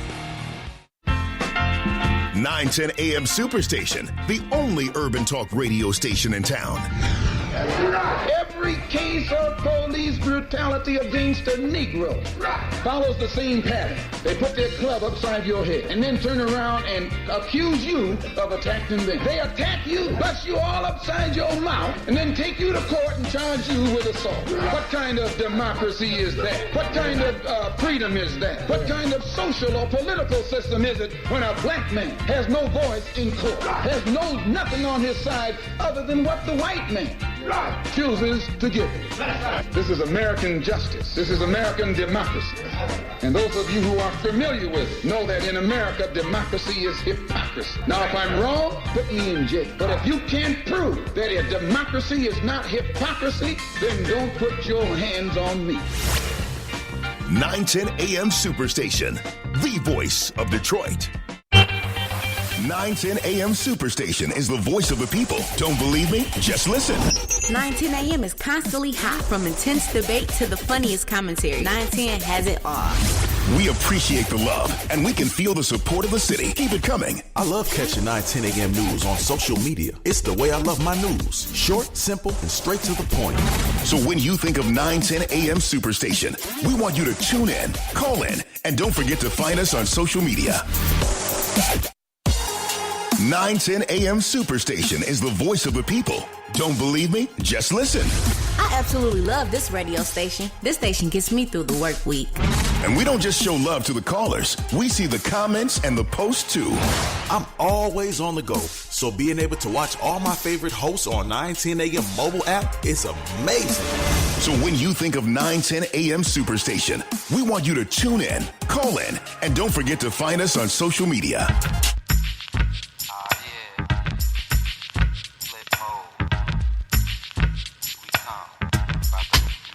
Flip mode. 9-7. Bust a bus. Hot. Check it out. Hit you with no delay into what you saying, yo. Silly with your ice grilly with the Welcome back to the Wayne Bradley Show here in the last half hour. You know, I want to, again, thank all my guests that just came in, because I think that we do need to do more to help our veterans, and I think that's a good organization and a good event to participate in. So if you have any more information about that, or if you want to know more about that, either give us a call here. We'll try to get your information over to those folks, or if you'd like to support it, let us know. I think that anytime. Hello, Tiffany, for calling in, looking at the Wayne Bradley Show live on Facebook as well. Give us a call, 313-209-9000. Give us a call, 313-209-9000. We're going in here into the last half hour on the Wayne Bradley Show. Sounds like I'm making too much noise here, so I'm going to try to keep it down a little bit. We have a lot of stuff going on here in the studio today. Give us a call, 313-209-9000. How do you feel about Donald Trump finally throwing out the excess garbage that was trailing him in the White House today? Steve Bannon couldn't help himself and tried to throw Trump under the bus, ratted him out, really. Now, some of my conspiracy theorists are saying that this is a genius move by Bannon. He's going to force Mueller to come clean. Does he really have anything? Because he says this whole probe is all about money laundering. Well, I've always said that this whole thing was not about Russian collusion, because there was no collusion. But looking into the financial issues, something maybe from 5-10 years ago, that might be a problem for President Trump. And I would imagine he doesn't want them digging into that business. And so Steve Bannon predicts that Mueller is going to crack Don Jr. like an egg. This guy, like I said, he should have never been allowed in the White House, should have never been allowed that close. Yes, he helped with the president. He gave some visionary ideas or whatever, his vision, but that did not help the Republican Party overall. And that really hasn't helped Donald Trump. Didn't help him in Charlottesville. Bannon he belongs at Breitbart. I have no problem with that. If you want to go ahead and read Breitbart and share some of their news, well, by all means, you should do that. But he's taken far too much credit for Donald Trump's success for the longest, and it's been frustrating for guys that are actually on the ground doing the work to hear Steve Bannon take all the credit for Donald Trump's victory and think he was somehow the brains behind it. Donald Trump said it himself. He's his chief strategist. I believe that. I believe that Donald Trump goes on his own instinct more than probably the advice of his consultants or advisors, and probably to a point where it makes some folks uncomfortable. But Donald Trump is his own man. Steve Bannon had nothing to do with that. And so, hey, throw him under the bus. I'll help. Throw him as far under the bus as you can, because you knew that this day would come. It's always been about Bannon and his agenda and this nationalist agenda, which, again, when he speaks on it in some sensible terms, he's talking about economics, economic nationalism, bringing money back into America by low taxes, by, making sure we don't go into bad trade deals. I had no problem with that. But he knew that using those kind of terms was going to appeal to some other kind of folks. And those weren't the Republicans. That language was not appealing to Republicans. A lot of Republicans turned a blind eye to it because we were winning. And at the end of the day, we won. Didn't need Bannon necessarily to do it, but we won. So we kind of let it slide for a point.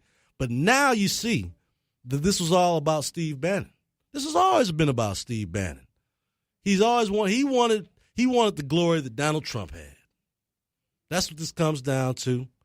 And when he got kicked out, when he realized that his time was short, now it's about going after everybody. The only thing that I've seen him do is help a Democrat get elected in Alabama, folks, because he's pushing a candidate that was so bad that a Democrat got allowed to win the seat in Alabama. That's what Steve Bannon's contribution is to the Republican Party. It is not Donald Trump. Donald Trump was his own man. He won and beat 17 Republicans in a primary before he ever knew Steve Bannon. So while I understand Steve Bannon is selling books and trying to make Breitbart hotter than it is, and I'll say this, I met Andrew Breitbart, I believe, in CPAC about 2009, 2010. This was not the vision of Breitbart, Andrew Breitbart, a nationalist publication. That's not what Andrew Breitbart was about. And so if you really want to take it there on the reasons why I would have some issues with a guy like Steve Bannon is he's an opportunist. He recognizes there's a group of guys out here, a small group, that stew away in their basement, mad at the world, blaming everyone else for their problems. It's, someone else's fault that they couldn't get a job. So the only thing that Bannon can sell to them is, hey, let's get them out of here. Don't allow them in the country in the first place. And that might be appealing to a small amount of people. But that's not what the Republican Party's about. It's not. Having a strong immigration policy is just good common sense for America. The debate has always been on how do we get to that goal. Steve Bannon didn't want to have that conversation. He wanted fire and brimstone. He wanted to tear down not just Republicans. He wants to tear down everything. And while that might make for great website clicks, great radio shows, it should not have been in the White House. And that's the only mistake that my president has made, was even letting this guy get that close. He's a marketing genius, but he should be marketing his website, thebreitbart.com, and stay out of the White House. What up, Rod? What's going on, bro? The folks watching on Facebook Live. Shout out to my folks watching on Facebook Live. What's up, Chris? Hey, Chris, you ought to call in. Let me know how you feel about Steve Bannon and his effect. What has he done for the Republican Party? I'm not going to call out anybody here, but I just thought it was kind of ironic that this guy was a keynote speaker at something that was called a unity dinner. I'm just going to throw that out there. The guy that wants to destroy the Republican Party, the guy that's gone after Mitch McConnell, Paul Ryan, Mitt Romney. He's went after everybody. And, hey, this guy, like I said, the only victory he's personally responsible for is Doug Jones out of Alabama. That's the only victory that Steve Bannon is personally helpful for, was helping Doug Jones get elected in Alabama. That's it. And these nationalist guys, I got a couple on my page. Johnny, I hope you were joking earlier today, man, because I really don't think you were serious about this. But I was told earlier today that I wasn't a fighter for white civil rights. Kid you not. Kid you not. Well, maybe I wonder if this is my guy, John. We're going to bring John on the line. John, welcome to the line. Hey, Wayne. Hey, come on, brother. You don't spin your wheels like that, man. You just spin your wheels right now, Wayne. How am I spinning my wheels? You ain't moving, Wayne. You just spin your wheels. How am I spinning my wheels? I told you that poo got locked up in your triangle, Wayne. Come on now. You're still looking for this fake news. Listen. What Donald Trump did in terms of business before he became president, that's his business, right? Would you not agree? Hey, Wayne, you see what he did for the multi-billionaires? He gave them 65% of taxpayers' money, and now come out there. How do you give? Wait a minute. Tell me this, John. John, how do you give another man his income back? That's the problem with you liberals. You start off wrong. How do you give a man his own money back? How do you give a man the money that he's earned back? You taking taxpayers' money, Wayne. It ain't taxpayers' money. That's that individual's money. I've never heard something so ridiculous in my life. If it's my money and I get a tax cut, it's just giving me more of my money back. What are you talking about, John? That's the problem. You're fooling yourself, Wayne. You're fooling yourself. You're fooling yourself into believing a tax cut is a bad thing. Only in this new era of Obama economics is a tax cut a bad thing for the individual. I don't understand it. You know, now all of a sudden we've got all these Obama folks that are deficit hawks. Now all of a sudden y'all care about the deficit. Y'all sure got y'all nerve. Huh? I tell you, John. You know, I got to give you guys credit for that. You guys watched the deficit triple in about 3 years, and now with budget cuts. Everybody's, oh my God, the deficit's gonna go up $1 trillion. I tell you, man. I don't know how the Democrats have done it where they brainwash. I don't know how the Democrats have brainwashed you to believing that the tax cut's a bad thing. I'm gonna pray for you, John. Happy New Year, John. Thanks for calling in, my man, John. Woo! I don't know how they do that. What's up, Terrace? Harry Weaver, my brother. What's going on? Thanks for at least watching on Facebook Live. One of these days, Harry, man, just call in and drop some knowledge. I enjoy. Man, you saw what happened today, Harry. I was told that I was not a fighter for white civil rights. I'm glad that, I guess, in that era that he at least recognizes that. Because, I get called every name in the book on Facebook and social media, that at least my folks do recognize that I am not. Listen, man, I'm a fighter for civil rights, liberty, your rights, the God-given rights for everybody, right? But to say, I didn't even know there was a thing called white civil rights. I'm lost on this one. Yeah, those are my folks, man. I don't know if Johnny was being serious. I think Johnny's like me sometimes. He likes to do a little sarcasm on Facebook. So I'm hoping that Johnny was being sarcastic when he said that he could tell that I wasn't fighting for white civil rights because, I'm guilty as charged then, Johnny. I didn't know that you guys need anybody fighting on behalf of those rights. And we still didn't get a real clear answer on what those rights that have been taken away. But, hey, man, if anyone wants to tell me, I'm all the lines are open. If you are a white guy that feel like that America's been taken from you over the last 30, 40 years, give me a call. I'd love to hear what it is because even as a Republican, I'm miffed at what white civil rights are. So I don't have a problem with that. All right, so Johnny's watching me. Johnny, give us a call, man. You are more than welcome to call because I got like 7 minutes left, and I want to hear what's going on because he's mad. Johnny was mad at at my man for Bannon having to take an L today. See, that tells me something. If you voted for Donald Trump because of Steve Bannon, that's got to be the most minuscule group of folks I know. I didn't vote for Donald Trump because of Steve Bannon. In fact, that would have probably been the only reason that you might not have liked Donald Trump was because of guys like Steve Bannon. And now he's gone. And I'm so proud of my president for throwing him all the way under the bus. Not just a little bit. I'm talking about back up, drive. What up, DeVario? What's going on, brother? Not did he just throw him under the bus. He backed up, rode over him a couple times. It reminded me of Goodfellas at the very last scene. My man he took his head off. It was ugly. It was ugly. Oh, man. Shouts out to Donald Trump today. If anything, he does know how to fire people. He does know how to belittle them. And Bannon just comes off as a scorned little woman, his lover, that's mad that he doesn't give him any attention anymore. He doesn't have his ear. That's right. Donald Trump's tuning out the foolishness. And I hope some of his guys want to come in and support this guy. He never helped Donald Trump. Gave him maybe some pointers. Anybody you can give a suggestion or two. But Donald Trump had already beat 17 Republicans in the primary before Steve Bannon hopped on the Trump train.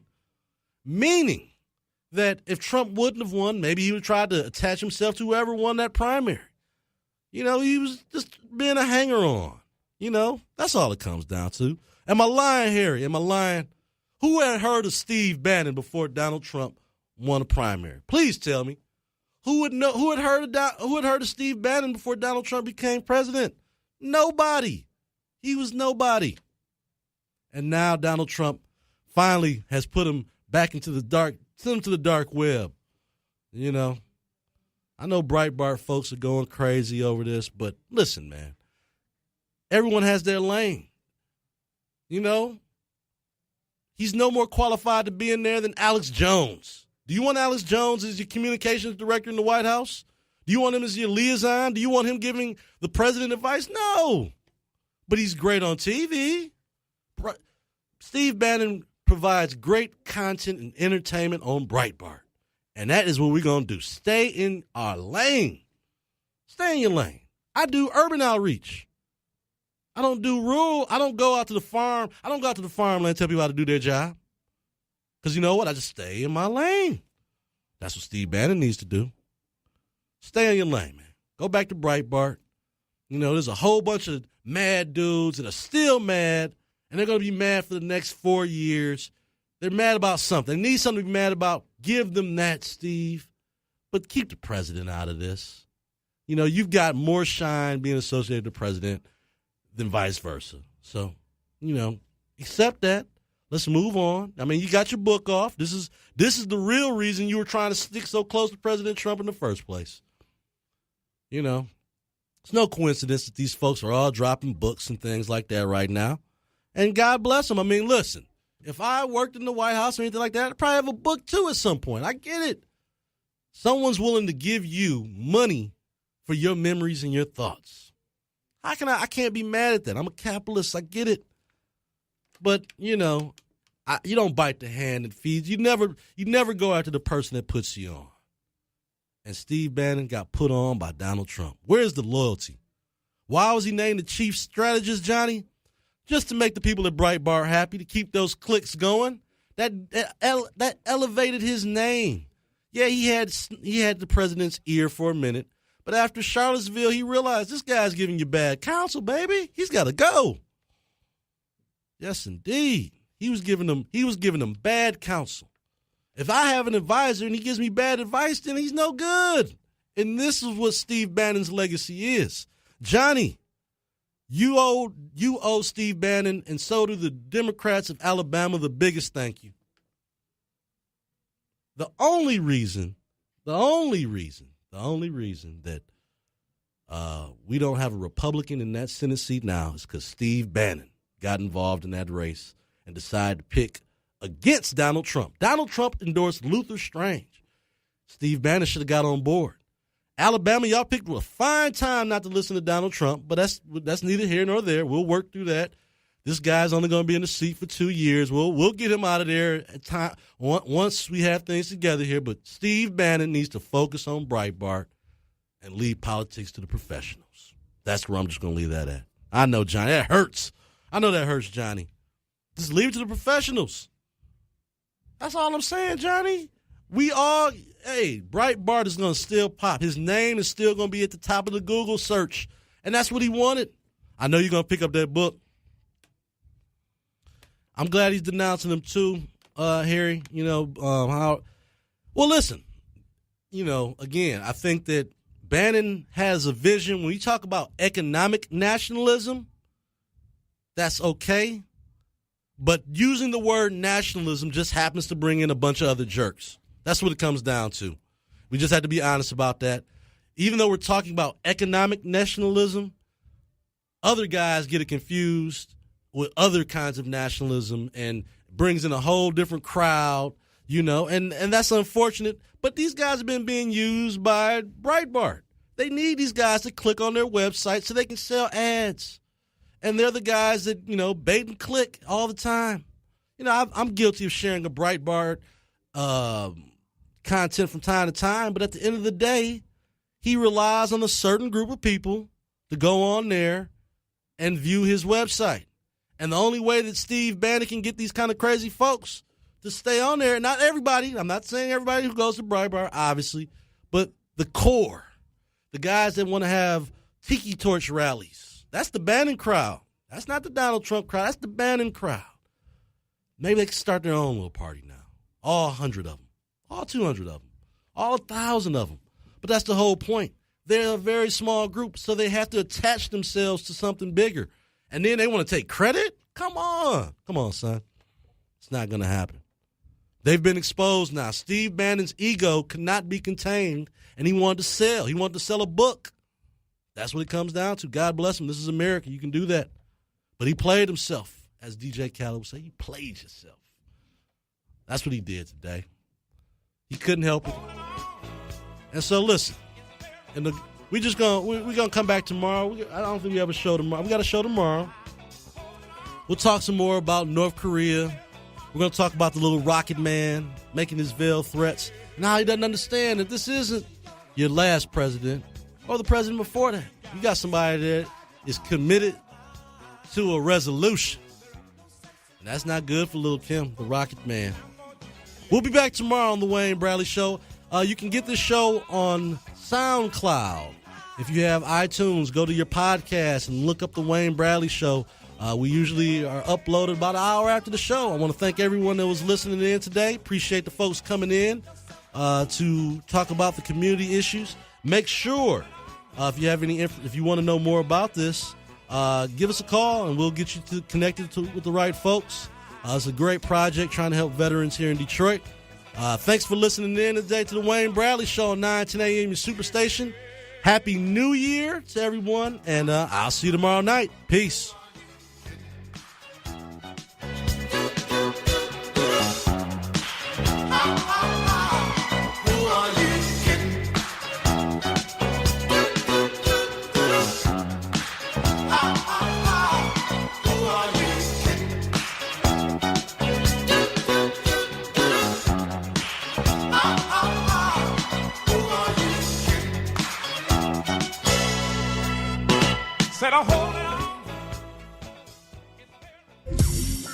If the conversation is hot and the lines are jammed, give us a try at 313-778-7600 or 313-778-7601.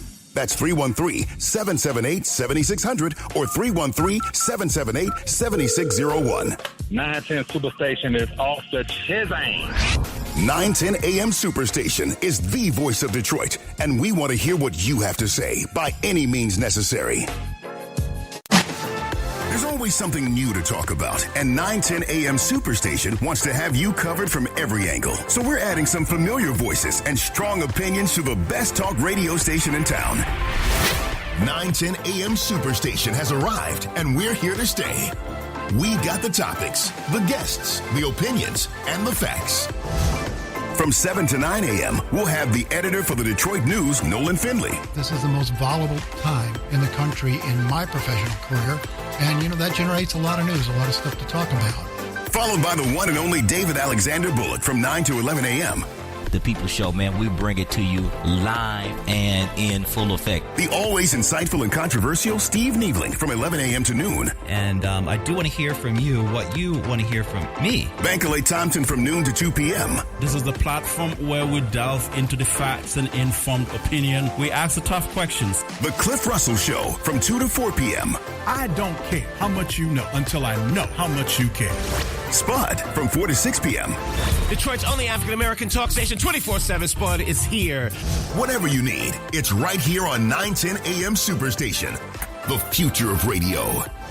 This Pastor Mo, a.k.a. the street preacher, a.k.a. the street sweeper, a.k.a. my brother and sister's keeper. 910 AM Superstation. We are the future of radio.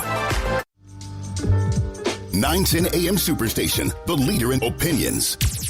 So do you think that you have to target a city, depress the city, depress the people, make the city blighted? I think that's just hate. Really? I do. I think there's a level of hate in Michigan for Detroit and for Detroit.